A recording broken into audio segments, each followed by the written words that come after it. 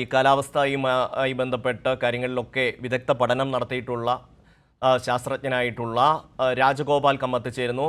രാജഗോപാൽ കമ്മത്ത്, നമസ്കാരം. ഇന്നിപ്പോൾ വയനാട്ടിൽ നിന്ന് വരുന്ന ഒരു ആശങ്കപ്പെടുത്തുന്ന വാർത്തയെക്കുറിച്ചാണ് നമ്മൾക്ക് അറിയേണ്ടത്. അതായത് അവിടുത്തെ അമ്പലവയൽ, പൊഴുതന, ഇടയ്ക്കൽ, ആറാംവയൽ, മേൽമുറി അടക്കമുള്ള പ്രദേശങ്ങളിൽ ശക്തമായ പ്രകമ്പനവും അതുപോലെ തന്നെ ഭൂമികുലുക്കവും ഒരു വലിയ ശബ്ദവും അനുഭവപ്പെട്ടതായി നാട്ടുകാർ പറയുന്നുണ്ട്. വലിയ തോതിൽ ജനങ്ങൾ ആശങ്കപ്പെട്ട ഒരു സാഹചര്യമാണ്. നമുക്കറിയാം, ഇവിടുത്തെ ഒരു ഉരുൾപൊട്ടലിൻ്റെ പശ്ചാത്തലത്തിൽ സ്വാഭാവികമായും ജനങ്ങളുടെ ഉള്ളിൽ ഒരു ആശങ്കയുണ്ടാകും. എന്താണ് അങ്ങേക്ക് ഇതിനെക്കുറിച്ച് ഒന്ന് മനസ്സിലാക്കിയപ്പോൾ വിശദീകരിക്കാൻ കഴിയുന്നത്? പറഞ്ഞുകൊള്ളട്ടെ, അതൊരു വീണ്ടും പറയട്ടെ, അതൊരു ഭൂചലനമല്ല. എന്താ കാരണം എന്ന് പറഞ്ഞു കഴിഞ്ഞാൽ, ഈ നമ്മുടെ ഭൗമോപരിതലത്തിൽ ഉണ്ടാകുന്ന ഇത്തരത്തിലുള്ള വലിയ ആഘാതമുണ്ടാക്കുന്ന പ്രതിഭാസങ്ങൾ തീർച്ചയായിട്ടും അടുത്തുള്ള ഭൂകമ്പ മാപിനികളിൽ രേഖപ്പെടുത്താറുണ്ട്. വളരെ ചെറിയ ഭൂകമ്പങ്ങളുടെ അളവിലുള്ള പ്രകമ്പനങ്ങൾ ഇത്തരത്തിലുള്ള ഉരുൾപൊട്ടൽ പോലെയുള്ള വലിയ സംഭവങ്ങൾ ഉണ്ടാകുമ്പോൾ രേഖപ്പെടുത്താറുണ്ട്. അപ്പൊ പ്രകമ്പനം അനുഭവപ്പെട്ടു എന്ന് പറയുമ്പോൾ അമ്പലവയൽ മേഖല എന്ന് പറയുന്നത് ഈ ഇപ്പോൾ ഉരുൾപൊട്ടൽ ഉണ്ടായ സ്ഥലത്തൊന്നും അധികം ദൂരമല്ല. ഏരിയൽ ഡിസ്റ്റൻസ്, നമ്മുടെ സാധാരണ ഡിസ്റ്റൻസ് കൂടുതലാണ്, ഏരിയൽ ഡിസ്റ്റൻസ് വളരെ കുറവാണ്. പിന്നെ അത് മാത്രമല്ല, ആ മലനിരകളുടെ ഭാഗത്ത് തന്നെയാണ് ഈ ഉയർന്ന പ്രദേശങ്ങൾ വരുന്നത്. അപ്പോൾ തീർച്ചയായിട്ടും ഒരിടത്ത് ഒരു ഡിസ്റ്റർബൻസ് ഉണ്ടാകുമ്പോൾ അതിന്റെ ആ മെക്കാനിക്കൽ എനർജി മറ്റിടങ്ങളിലേക്കും ട്രാൻസ്ഫർ ചെയ്യും. കാരണം ഇപ്പൊ നമ്മളിപ്പോ ഒരു പാറയിൽ ഒരു ക്വാറി പൊട്ടിക്കുമ്പോൾ നമ്മൾ പറയും 20 കിലോമീറ്റർ ദൂരത്തേക്ക് അതിന്റെ ഇമ്പാക്ട് പോകുമെന്ന് പറയും. അതായത് അതിന്റെ മെക്കാനിക്കൽ എനർജി ആ ഭാഗത്ത് അത്രയും ഇടത്തേക്ക് ഭൂഗർഭത്തിലൂടെ, ഭൗമോപരിതലത്തിലൂടെ പാസ് ചെയ്യും. അതുപോലെ തന്നെയാണ് ഇത്തരത്തിലുള്ള ഉരുൾപൊട്ടൽ ഉണ്ടായപ്പോ ആ പ്രകമ്പനം പോലെയുള്ള ഒരു ഫീലിംഗ് അവിടെ ഉണ്ടായത്. ഇപ്പൊ അമ്പലവയൽ എന്നുള്ള സ്ഥലത്ത് മാത്രമല്ല, മറ്റിടങ്ങളിൽ ഉണ്ടായി കാണും. അവിടെ ചിലപ്പോൾ ആളുകൾ നേരിയ തോതിലായിരിക്കും ഉണ്ടായത്. അപ്പൊ അത് ശക്തമായ മഴയിൽ അവര് അറിയപ്പെടാതെ പോയതായിരിക്കാം. അമ്പലവയൽ എന്ന് പറയുമ്പോൾ പൊതുവെ ഒരു ദുർബലമായ ഒരു പ്രദേശമാണ്. അമ്പലവയൽ വളരെ സൂക്ഷിക്കേണ്ട ഒരു സ്ഥലം കൂടാണ്. കാരണം അവിടെ നടത്തിയിട്ടുള്ള ധാരാളം കൺസ്ട്രക്ഷൻസും മൈനിങ് ആക്ടിവിറ്റീസും കൊണ്ട് ആ പ്രദേശം മൊത്തം ദുർബലമാണ്. അമ്പലവയൽ രാജഗോപാൽ കമ്മത്ത്, അമ്പലവയൽ അതുപോലെ, അതായത് ഈ ഒരു 40 കിലോമീറ്റർ ചുറ്റളവിലാണ് ഈ രീതിയിൽ ഒരു പ്രകമ്പനവും അതോടൊപ്പം തന്നെ ഒരു വലിയ ശബ്ദവും കേട്ടു എന്നാണ് നാട്ടുകാർ പറയുന്നത്. അതെ, സത്യം പറഞ്ഞു കഴിഞ്ഞാൽ ഈ രീതിയിലുള്ള വലിയ പ്രതിഭാസങ്ങൾ ഉണ്ടാകുമ്പോൾ അതിന്റെ തുടരായിട്ടുള്ള പ്രതിഭാസങ്ങൾ അവിടെയുള്ള ചെറിയ പ്രകമ്പനങ്ങളായിട്ട് ഭൗമോപരിതലത്തിലൂടെയും ഭൂഗർഭത്തിലേക്കും പരക്കും. അങ്ങനെ വരുമ്പോൾ ദുർബലമായിട്ടുള്ള ഇടങ്ങളുണ്ടെങ്കിൽ അവിടെ ചെറിയ കറക്ഷൻസ് ഭൂമി വരുത്തും.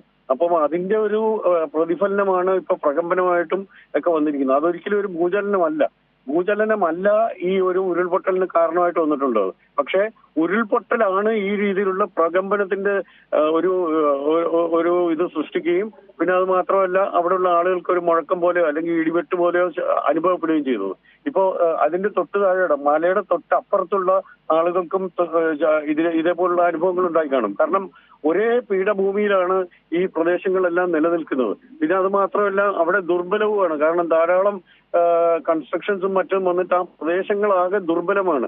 അപ്പോ ഇതൊരു സൂചനയാണ്. ശരിക്കും ഇങ്ങനൊരു സംഭവം ഉണ്ടായിട്ടുണ്ടെങ്കിൽ അതൊരു വലിയൊരു സൂചനയാണ്. കാരണം ആ മേഖലകളിൽ ഇപ്പൊ ഈ പ്രകമ്പനം അനുഭവപ്പെട്ടിട്ടുള്ള മേഖലകളിലുള്ളവര് വളരെയധികം സൂക്ഷിക്കേണ്ട കാര്യമുണ്ട്. അവിടെ തുടർ പഠനങ്ങൾ നടത്തേണ്ട ആവശ്യമുണ്ട്. കാരണം അവിടുത്തെ ഭൂപ്രദേശം ദുർബലമായിരിക്കുന്നു എന്നുള്ളതിന്റെ ഒരു സൂചനയാണ് ഇതിപ്പോ നൽകുന്നത്. അപ്പൊ അതൊരു നല്ലൊരു കാര്യമാണ് ഇങ്ങനൊരു ഇൻഫർമേഷൻ കിട്ടിയത്. അപ്പോ നമുക്കിപ്പോ ഒരു സാറ്റലൈറ്റ് വ്യൂ ആയിട്ട് പരിശോധിച്ചു കഴിഞ്ഞാൽ ഇതും ഈ പ്രദേശവും ഇപ്പൊ ഈ പ്രകമ്പനം അനുഭവിച്ചിട്ടുള്ള 30-40 കിലോമീറ്റർ ദൂരത്തിലുള്ള പ്രദേശവും, 40 കിലോമീറ്റർ എന്ന് പറയുമ്പം ഈ നമ്മുടെ ഏരിയൽ ഡിസ്റ്റൻസ് അല്ല, ഏരിയൽ ഡിസ്റ്റൻസ് ചിലപ്പോ 10 കിലോമീറ്റർ കാണത്തുള്ളൂ അവിടത്തേക്ക്. അപ്പൊ അതാണ് നമ്മൾ മനസ്സിലാക്കേണ്ടത്. കാരണം ഭൂഗർഭത്തിലൂടെ പോകാൻ അതിന് ഏരിയൽ ഡിസ്റ്റൻസ് മാത്രം കാൽക്കുലേറ്റ് ചെയ്താൽ മതിയാവും. അപ്പൊ അതിന് ചുറ്റുവട്ടത്തിലുള്ള ഒരു 10-20 സർക്കിൾ അല്ലെങ്കിൽ 30 കിലോമീറ്റർ സർക്കംഫറൻസിലുള്ള ഏരിയയിലേക്ക് ഈ രീതിയിലുള്ള പ്രകമ്പനങ്ങൾ ഉണ്ടായി കാണും. തീർച്ചയായിട്ടും ഉണ്ടാവും. ഒരു വെടി നമ്മളൊരു അമിട്ട് പൊട്ടുമ്പോൾ എത്ര ദൂരത്തേക്ക് വരും അതിന്റെ ശബ്ദങ്ങൾ കേൾക്കും. അതുപോലെയാണ് ഈ മെക്കാനിക്കൽ എനർജി ഭൂഗർഭത്തിലൂടെ സഞ്ചരിക്കുന്നത്. ഈ എനർജി എവിടെങ്കിലും പാസ് ചെയ്ത് പോയേ പറ്റത്തുള്ളൂ. പ്രകൃതിയുടെ ഒരു പ്രതിഭാസമാണ് ആ എനർജി ഒരു സ്ഥലത്തു നിന്നും മറ്റൊരു സ്ഥലത്തേക്ക് ട്രാൻസ്ഫർ ചെയ്യുക എന്നുള്ളത്. അതിന്റെ ഒരു ആ ഒരു പ്രതിഭാസമാണ് ഇവിടെ നടന്നിട്ടുള്ളത്. അതാണ് ഈ പ്രകമ്പനത്തിന് കാരണവുമായിട്ട് വന്നിട്ടുള്ളത്. അതൊരിക്കലും ഒരു ഭൂചലനം അല്ല കേട്ടോ. ശ്രീ രാജഗോപാൽ കമ്മത്ത്, അങ്ങനെയാണെന്നുണ്ടെങ്കിൽ ഇപ്പോൾ ഈ ഉരുൾപൊട്ടലിൻ്റെ ഒക്കെ ഒരു പശ്ചാത്തലത്തിൽ നമ്മൾ കേന്ദ്ര സർക്കാരിൻ്റെയും അതുപോലെ തന്നെ ജിയോളജി ഡിപ്പാർട്ട്മെൻറ്റിൻ്റെയൊക്കെ മുന്നറിയിപ്പിനെ സംബന്ധിച്ച് വലിയ തോതിലുള്ള തർക്കങ്ങൾ ഉയർന്നല്ലോ. അപ്പോൾ ഈ ഒരു സാഹചര്യത്തിൽ ഈ പ്രദേശങ്ങളിൽ നിന്നടക്കം ആൾക്കാരെ മാറ്റിപ്പാർപ്പിക്കേണ്ടതുണ്ട് എന്നൊരു ധ്വനിയാണോ താങ്കളുടെ വാക്കുകളിൽ കാണുന്നത്? അല്ലല്ല, നമുക്ക് തുടർ പഠനങ്ങൾ ഇപ്പൊ മാറ്റി പാർപ്പിക്കണമെന്നുള്ള അല്ല പറയുന്നത്. അവിടെ തുടർ പഠനങ്ങൾ നടത്തണം. അതായത് അവിടെ വൾണറബിൾ ആയിട്ടുള്ള സോണാണെന്നുണ്ടെങ്കിൽ അവരെ പറഞ്ഞ് മനസ്സിലാക്കി അല്ലാതെയുള്ള ഇപ്പൊ വൾണറബിൾ അല്ലാത്ത സോണുകളിലേക്ക് ഇത്തരം മേഖല, ഇപ്പൊ അമ്പലവയൽ എന്നുള്ള മേഖല മാത്രമല്ല, ഇപ്പൊ ഈ പല സ്ഥലങ്ങളിലും, അതായത് നമ്മളിപ്പോ ടൗൺഷിപ്പ് കെട്ടാൻ പോകുന്ന സ്ഥലത്തും വളരെ സൂക്ഷ്മമായിട്ട് നിരീക്ഷിച്ച് മാത്രമേ അവിടെ അവർ പാടുള്ളൂ. കാരണം അവിടെ എന്തെങ്കിലും ഈ രീതിയിലുള്ള പ്രശ്നങ്ങൾ ഉണ്ടായാലോ. അപ്പൊ അതുപോലെ തന്നെ മറ്റിടങ്ങളിലും ഉണ്ട്. ഇപ്പൊ വയനാട് മാത്രമല്ല, വയനാട് വളരെ വൾണറബിൾ ആണ്. മറ്റിടങ്ങളിലുണ്ട്, പത്തനംതിട്ട ജില്ലയിലുണ്ട്, കോട്ടയം ജില്ലയിൽ, ഇടുക്കി ജില്ലയിലൊക്കെ ഉണ്ട് ഇത്തരത്തിലുള്ള പ്രദേശങ്ങൾ. അപ്പൊ അവിടെയൊക്കെ നമ്മള് അവരോട് പറഞ്ഞിട്ട് അവരെ പുനരധിവസിപ്പിക്കാനായിട്ടുള്ള, പെട്ടെന്നൊന്നും നടക്കില്ല. എനിക്ക് തോന്നുന്നു ഒരു 10 വർഷം എടുത്താലും ഇവരെ പുനരധിവസിപ്പിക്കാൻ പറ്റില്ല. കാരണം ആ രീതിയിലുള്ള അവിടെ, കാരണം അവരുടെ ദൈനംദിന ജീവിതത്തിനൊക്കെ ആയിട്ട് അവിടെ പോയി താമസിക്കുന്നവരാണ് അവർ. വെറും ആളുകളാണ് അവിടെ പോയി താമസിക്കുന്നത്. അപ്പൊ അവരെയൊന്നും പെട്ടെന്നൊന്നും അവരൊന്നും മാറ്റാം. പിന്നെ മാത്രമല്ല കൃഷിയും ഉണ്ട് അവിടെ. അപ്പൊ അവർക്ക് ഉപജീവന മാർഗമാണല്ലോ.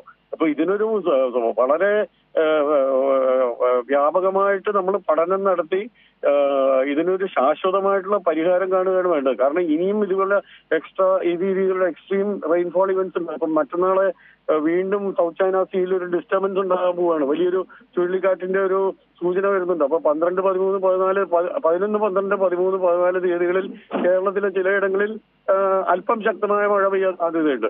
അതിപ്പോ ഒരുമിച്ച് പെയ്യുവോ അതോ സ്പ്രെഡായി പെയ്യുവോ എന്നുള്ളത് നമുക്ക് കണ്ടു മനസ്സിലാക്കേണ്ടിയിരിക്കുകയാണ്. അപ്പൊ അത്തരത്തിലുള്ള കാര്യങ്ങൾ, പ്രവചനാതീതമായിട്ടുള്ള കാര്യങ്ങൾ വരുമ്പോൾ നമ്മൾ അവരെ പറഞ്ഞു മനസ്സിലാക്കുകയാണെന്നുള്ളതാണ്. ഇപ്പോ ഇതിന്റെ സൂചനകൾ നേരത്തെ കിട്ടിയിരുന്നു. ഇപ്പൊ നേരത്തെ പറഞ്ഞ പോലെ കേന്ദ്ര കാലാവസ്ഥാ വകുപ്പ് ഫെയിലായി, മിസറബിളി ഫെയിൽഡ്. ഇതുപോലുള്ള ഓറഞ്ച് അലർട്ട് നടത്തിയ സ്ഥലത്താണ് 570 മില്ലിമീറ്റർ മഴ പെയ്തത്.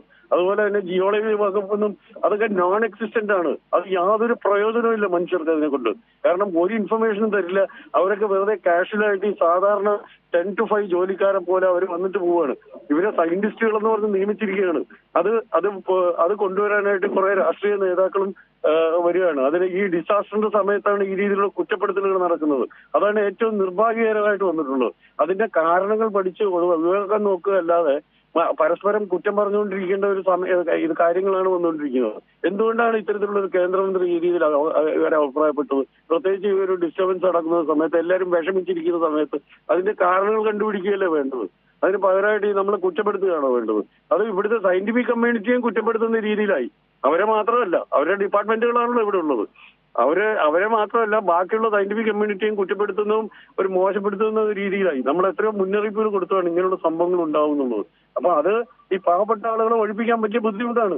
അത് കേരളത്തിൽ നമ്മൾ പലതവണ കണ്ടതാണ്. അവരെ ഒഴിപ്പിക്കാൻ വലിയ പാടാണ്. കാരണം അവിടെ ഇനിയും അവിടെ പോയി താമസിക്കും. വേണമെങ്കിൽ നോക്കിക്കോളൂ, ഈ പ്രശ്നം നടന്ന സ്ഥലത്ത് ഇനിയും അതേപോലുള്ള ആളുകൾ അവിടെ പോയി താമസിക്കും, ചെറിയ സെറ്റിൽമെന്റ്സ് ഉണ്ടാക്കിയിട്ട്. അത് നമുക്ക് ഒഴിവാക്കാൻ പറ്റത്തില്ല, മനുഷ്യന്റെ ഒരു രീതിയാണ്. പക്ഷെ നമ്മൾ അവരെ ഫലപ്രദമായിട്ടും ഒരു പരിധിവരെ നമുക്ക് അവരെ പറഞ്ഞു മനസ്സിലാക്കി പുനരുദ്ധരിപ്പിച്ചു കഴിഞ്ഞാൽ ഈ ലോസ് ഓഫ് ലൈഫ് ഒഴിവാക്കാം. തീർച്ചയായും രാജഗോപാൽ കമ്മത്ത്, ഈ സ്ഥലത്തെ സംബന്ധിച്ച്, ഈ ശബ്ദവും അതുപോലെ തന്നെ ഈ പ്രകമ്പനവും ഉണ്ടായ സ്ഥലത്തെ സംബന്ധിച്ച് അടിയന്തരമായി പഠനം നടത്തുകയും വേണ്ടി വന്നാൽ ആൾക്കാരെ അവിടെ നിന്ന് മാറ്റുകയും ചെയ്യണം എന്നുള്ളതാണ് രാജഗോപാൽ കമ്മത്ത് പറയുന്നത്.